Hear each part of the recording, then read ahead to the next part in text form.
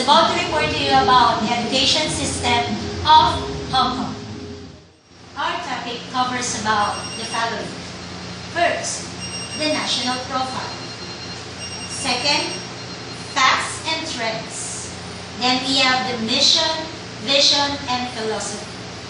Followed by country's educational policies, educational ladder, curriculum, educational structure, and its best practices.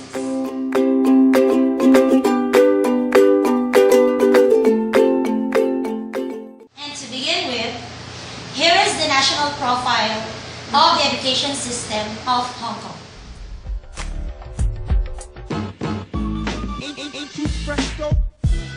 Hello everyone, welcome to the GeoFocus channel, and my name is Paul. Today I'll be talking about Hong Kong, or as it's officially known, the Hong Kong Special Administrative Region of the People's Republic of China. But you can just say Hong Kong. Hong Kong is located in southern China, bordering Guangdong province, which is located in mainland China. In fact, Hong Kong is located right across the river from the Chinese city of Shenzhen in Guangdong province. It's a former territory of the United Kingdom, originating during the Opium Wars with China in the 19th century. In its early days, Hong Kong was a sleepy fishing village with a very small population, but influxes of refugees from conflicts in China boosted the population. By the time Hong Kong reverted to Chinese control in 1997, it had a population of around 6.5 million, and today it has a population of around 7.2 million. Hong Kong has a long-standing reputation of being a financial capital in Asia, with liberal capitalist economic policies. How can Hong Kong have a free capitalist economy when it's part of the People's Republic of China, which is a communist country? Well, it's because of the one country, two systems policy. Under this policy, after Hong Kong became part of China again in 1997, it was allowed to retain its capitalist economy and its legal system for a period of 50 years. And that period is set to expire in the year 2047. As a former territory of the UK and as a current special administrative region of China, Hong Kong is a very different place from much of the rest of China. Hong Kong does not have a capital city. It's a special administrative region which basically functions like one city, or like an urban area with some outlying suburbs and forests and islands. Hong Kong may not be an independent country, but it does have its own flag. The flag is red in color, similar to the People's Republic of China flag, with a white flower in the center known as the Hong Kong orchid. Hong Kong has a total land area of 1,104 square kilometers. Let's compare its size to a couple of other places. Here it is next to Singapore, which has a total land area of 687 square kilometers. And here it is superimposed over a map of Greater London, which has a total land area of 1,572 square kilometers. And with a population of 7.2 million, Hong Kong has one of the highest population densities in the world, with 6,690 people per square kilometer. Although there are over 260 islands in Hong Kong, there are just a few large islands and a mainland peninsula which comprise most of the land area in Hong Kong. The largest island in Hong Kong is Lantau Island. On this island you can find the famous Tiantan Buddha, also known as the Big Buddha, stilt homes on the waterside, and it's the location of Hong Kong Disneyland. Much of this island is forested. To the northwest of Lantau Island, you'll see another little island. Actually, this used to be two islands, Chek Lap Kok and Lam Chau, but these two islands were joined together and expanded through land reclamation. These islands were turned into the location of Hong Kong's current international airport, Chek Lap Kok Airport. And as a quick side note, the old international airport in Hong Kong, Kai Tak Airport, which was used until 1998, was known as the 6th most dangerous airport in the world. One narrow runway with water on both sides, with the city center and the mountains immediately to the north, and fast turnaround times made landing at this airport an intimidating experience for pilots, and for passengers too. The second largest island is Hong Kong Island. On the northern coast of the island lies the busy Central District, which is the administrative and financial center of Hong Kong, and that's a bustling, exciting area where much of the action takes place. The island has a population of over 1.3 million people. Hong Kong Island is located just south of the Kowloon Peninsula, and Kowloon is the other busy urban area of the Special Administrative Region. It has a population of around 2.2 million and the highest population density in all of Hong Kong. Kowloon and Hong Kong Island are separated by Victoria Harbour, but they're connected via the MRT, the trains travel through tunnels under Victoria Harbour, and also by the Star Ferry, which carries 70,000 people per day across the harbour. Hong Kong poses some difficulties for urban development. A lot of the land cannot be developed because of mountains and the steep hillside slopes. This is both good and bad. On the one hand, 65% of Hong Kong is still natural green space, which is nice, but but on the other hand, the areas that are developed are quite crowded. Hong Kong has a humid subtropical climate which remains temperate for about half of the year. May to September is the hottest and most humid period, and also the rainiest period, with periodic rain showers and thunderstorms. The temperature during these months is often higher than 30 degrees Celsius, and not really that much lower at night. Hong Kong is also affected by tropical cyclones during this season. Tropical cyclones are also known as typhoons. And on a side note, if you've ever wondered if typhoons and hurricanes are the same thing, they actually are the same thing. They just tend to be called by different names in different regions of the world. As previously mentioned, the population of Hong Kong is around 7.2 million. One interesting thing to note about the population is that for every 1,000 females, there are only 858 males. Why?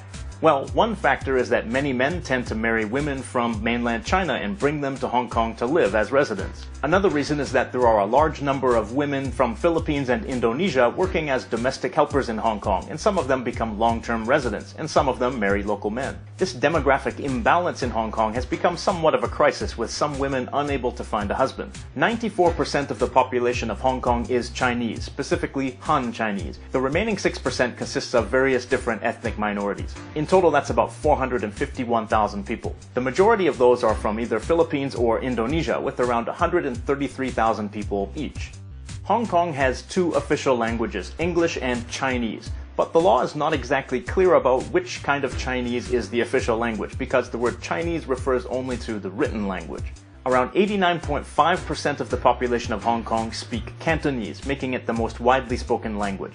English is widely used within the government, legal, and professional and business sectors. Some of the other languages spoken in Hong Kong include Standard Mandarin, Indonesian, Tagalog, and various other Southeast Asian languages. Roadsides in Hong Kong tend to be bilingual in Chinese and English, but the place name is sometimes different in English and Chinese, which can cause some confusion when tourists stop to ask someone for directions. Buddhism and Taoism are the dominant religions in Hong Kong. The number of practicing Buddhists in Hong Kong is estimated at 650,000 to 700,000. In Hong Kong, you can find temples dedicated to various Chinese gods or to Buddha. Perhaps the most famous is the Polin Monastery, which houses the Big Buddha on Lantau Island. It is also very common to see small shrines outside offices and shops in Hong Kong. Freedom of religion is guaranteed under the Basic Law of Hong Kong, and other faiths like Christianity, Islam, and Hinduism all have communities and places of worship in Hong Kong. Despite its small land area, Hong Kong is home to over 3,300 different species of plants and over 2,300 species of animals, including around 530 species of birds alone. This is partly because Hong Kong is a major stopover point for birds on their migration route through Asia. The animals probably most notable to tourists are the rhesus macaque monkeys. In fact, visitors to national parks feeding these monkeys has led to overpopulation, causing the government to make feeding the monkeys illegal. Now, don't get bitten by any monkeys. You don't want to spend your time in Hong Kong in the hospital when you could be outside experiencing this fascinating city. When you visit Hong Kong, be sure to visit Victoria's Peak on Hong Kong Island, where you can look down on the Central District, Victoria Harbour, and Kowloon. So after knowing the national profile of Hong Kong, this time we all be amazed and we will be more informed about the information, facts, and trends about Hong Kong.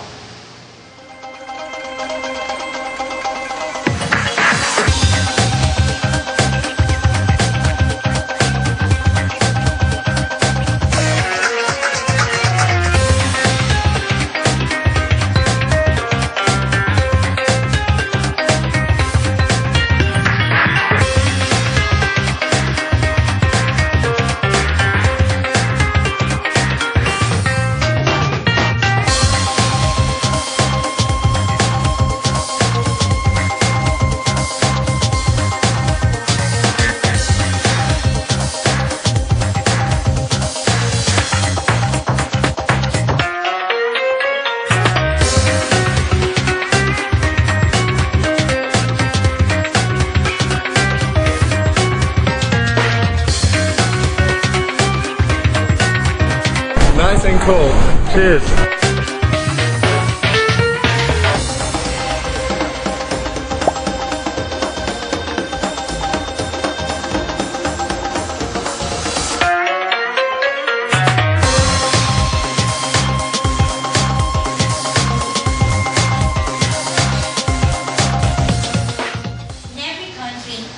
regards to the education system has its own mission, vision, and core value. Now let us hear about the mission, vision, and core values of the educational system in Hong Kong.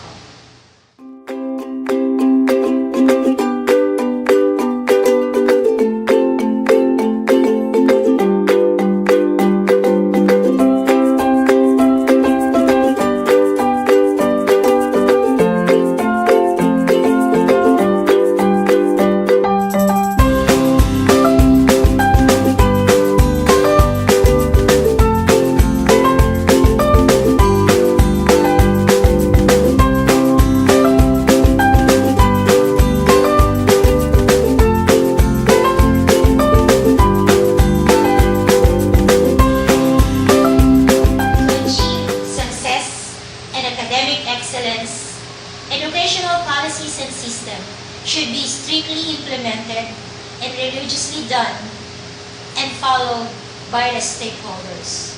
That is why Hong Kong is top 4 in the educational system. Let us take a look with their educational policies and system.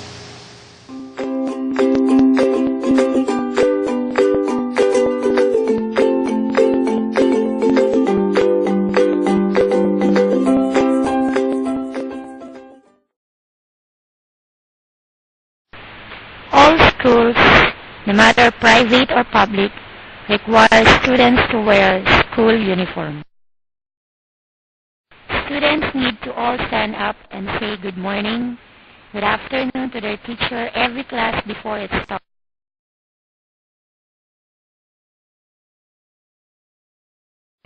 The number of students per class, kindergarten, primary and secondary school, are relatively larger compared to Canadian schools.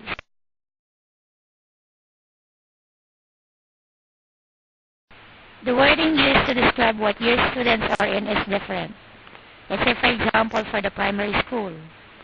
Primary school, they are called as primary 1 to primary 6. For the secondary school, they are called as secondary school form 1 or secondary school form 2 to form 6.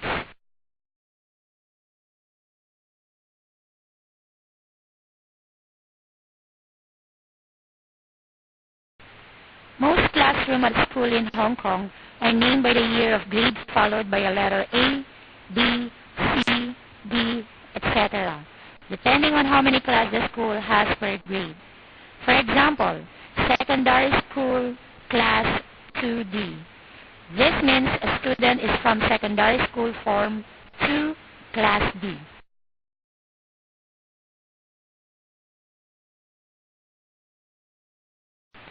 Classrooms are always set up in a single-seated row and column format to prevent students from chatting or cheating.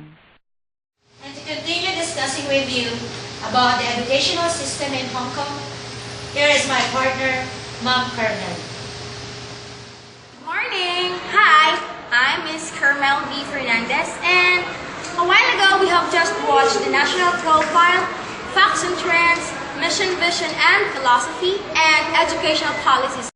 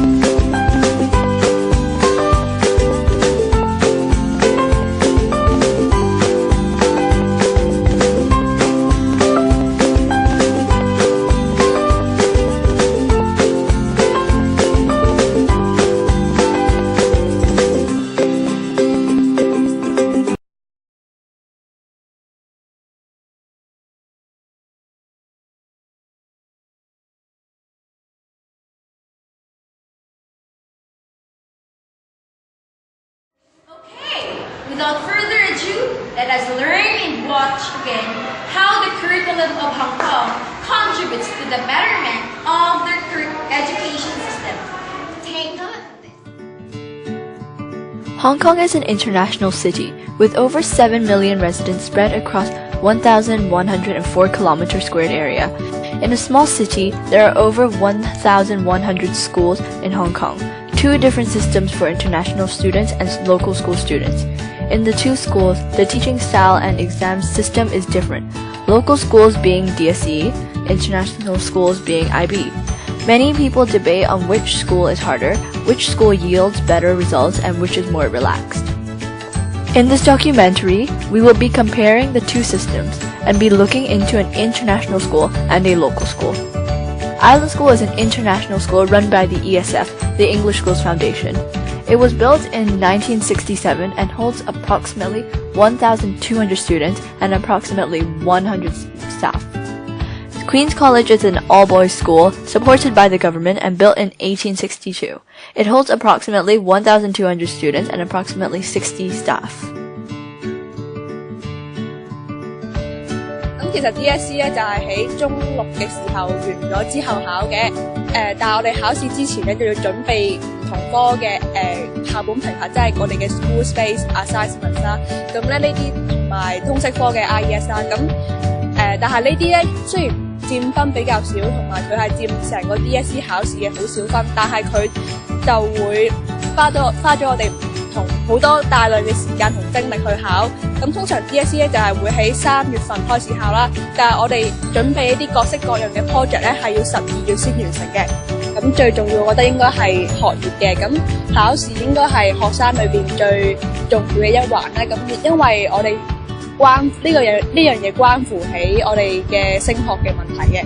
咁另外通常放學之後咧就會1至5就翻去溫書啦。咁大部分時間都係溫書同做功課啦。咁另外一啲時間就可能放 break 啊，休息咁樣啦。咁至於喺社交生活同埋學習生活裏邊取得平衡咧，咁我會通常喺放自己休息嘅時候咧，咁就會去同人 message 啊，或者係同人去電聯等等啦。咁就係咁啦。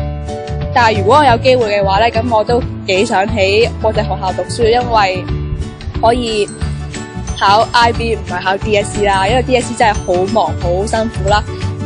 If I had to choose, I would choose international schools because international schools are much more relaxed, even though the DSE schools are probably better for future. Well, I do take fencing and I used to take robotics. And what this means is that you can look into your own favorite sports and not just the typical everyday sports that you learn from PE. As well as robotics, it's a really, really interesting way to learn about technology. That means that you can program and play around with things that you've never really played around before. Hearing from local school students, the clubs that you have to join like this, you have to make yourself. 喺本地學校咧，就一般咧就係紀律性比較強啲嘅。由於功課多啦，咁所以學生咧參與呢個課餘活動咧嘅時間唔會太多，除非佢哋自己本身係應付功課能力比較強啲咯。而喺呢個國際學校咧，就相對咧佢哋參與課餘活動嘅時間係多啲嘅。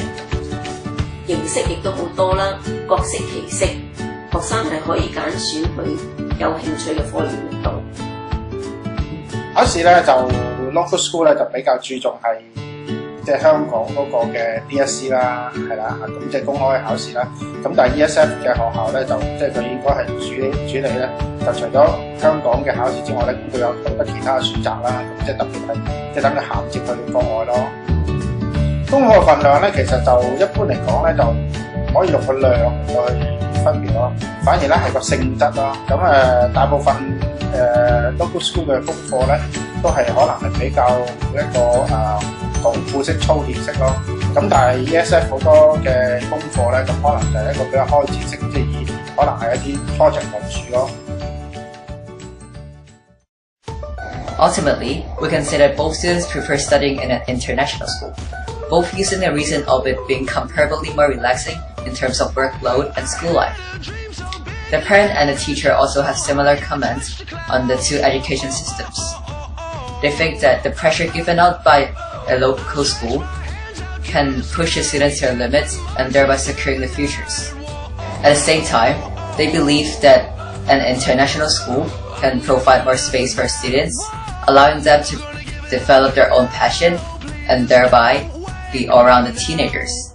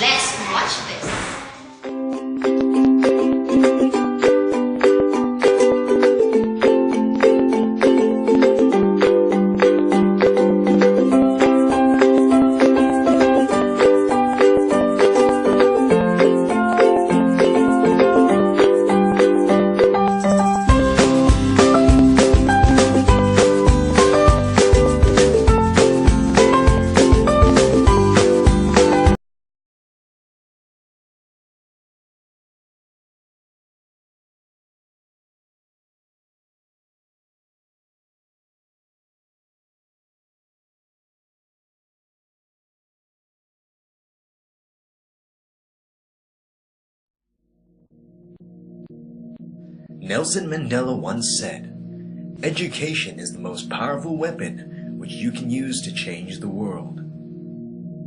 Hong Kong is a world-class cosmopolitan city, driven by commerce and trade. Education is becoming increasingly important in securing a job in this fast-paced city. According to the educational bureau, they will expect all the schools provide quality education. So they have a system called quality assurance system.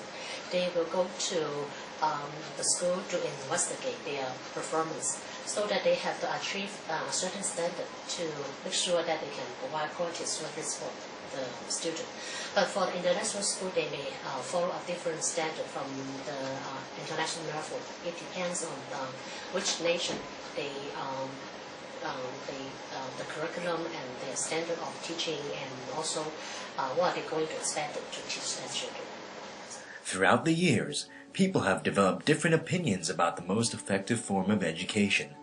The Hong Kong education system is divided into generally two types of schools: local government schools and private international schools. Local government schools are fully funded by the Hong Kong government and are taught mainly in Cantonese with English as a secondary language. Local students are placed in 3 different bands of secondary schools, according to their internal assessment results and their parents' choice. Despite the different bands, each local school is taught with the same system, with similar courses provided. Everything is taught by a set system, decided by the government, and students are required to study in core subjects which include Chinese, English, mathematics, and liberal studies, as well as 3 elective subjects. 其實我自己本人都同意小朋友真係要有創意咯，咁但係喺創意之前，佢一定要掌握咗啲技巧先得嘅。咁嗰個技巧包括譬如話係一啲詞語運用啊、句式啊，或者一啲資料啊，佢完全要掌握晒，佢先可以再發揮佢嗰個創意咯，就唔可以就咁出嚟創意啦，佢都唔知無從入手咯。咁通常我哋就會一路咁樣guide住佢哋嘅，譬如話常識科有啲做一啲 project 咁樣，咁老師係慢慢咁樣去guide住佢哋嚟做嘅，就唔係咁抌出嚟你做呢個 project 啦，就唔會咁樣做。